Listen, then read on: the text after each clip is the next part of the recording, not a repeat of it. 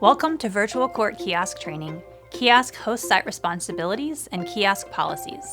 This is the final module. There are two types of host sites in the Virtual Court Kiosk network: public and undisclosed locations. Public locations are locations open for use by the general public by appointment and/or for walk-in use. Undisclosed locations are usually at a domestic violence shelter and not for use by the general public. These locations are only for the host site's clients. Their locations are not disclosed to protect the clients at the host site. The guidance in this video only applies to public host sites. If you're at an undisclosed location, contact us at kiosks@tlsc.org if you have any questions about the responsibilities and virtual court kiosk policies for your host site. Host site responsibility number 1, virtual court kiosk presentation and readiness. All host sites are expected to take reasonable steps to ensure that the kiosk maintains a clean and professional appearance for users. On a daily basis, please make sure the desk is clear of any paper or debris, wipe down the kiosk headphones, ensure the printer or scanner is on, ensure that the printer has paper and toner, and to replace the printer and toner as needed. On a weekly basis, please make sure the mouse, monitor, and keyboard are clean. Finally, ensure that the kiosk has power and internet during normal kiosk operating hours.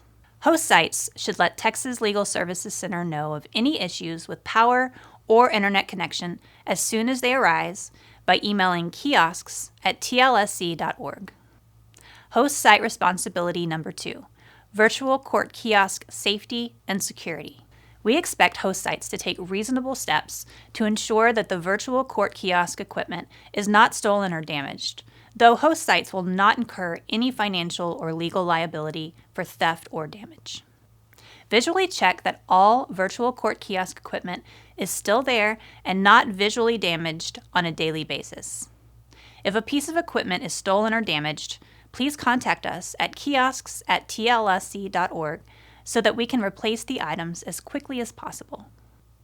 Host site responsibility number 3, user coordination and moderation. Ensure that users can use the virtual court kiosk at their appointed time and give priority to people attending a court hearing. Let users know where the kiosk is and make sure the kiosk is free at a user's appointed time. If someone is using a kiosk and there's an upcoming reservation, warn the current user that a reservation is coming up and they'll need to end their session. Tell the user when the kiosk will next be available and/or how to schedule a reservation. Host site responsibility number 4, host site feedback. We need your help and insight to ensure that kiosks are performing optimally and to help users. One easy way you can do this is by answering the host site survey every other week. Host site responsibility number 5, schedule moderation. Host sites will moderate its own schedule for kiosk appointments. You may use FlexBooker or your own system. Find more information on this in this series or at the support site. Now, let's talk about policies. Policy number 1, virtual court kiosks are free to use. Except for printing costs, all virtual court kiosks and all services provided on a kiosk are free to the public to use. Host site policy number 2, printing policy for virtual court kiosk users. The costs an organization or host site charges a user to print any information or files at the host site is a printing cost and is not considered a cost of sale. Any host site is expressly permitted to charge a reasonable fee for printing at a virtual court kiosk to recoup the cost of paper or toner. Host site policy number 3, privacy policy. Host sites should take all reasonable steps to protect user privacy. When a user is doing a court hearing or other court proceeding, the kiosk is either already in a private room or wheeled into a private room before the user arrives. To read about the host site responsibilities and policies in depth, please go to the support site.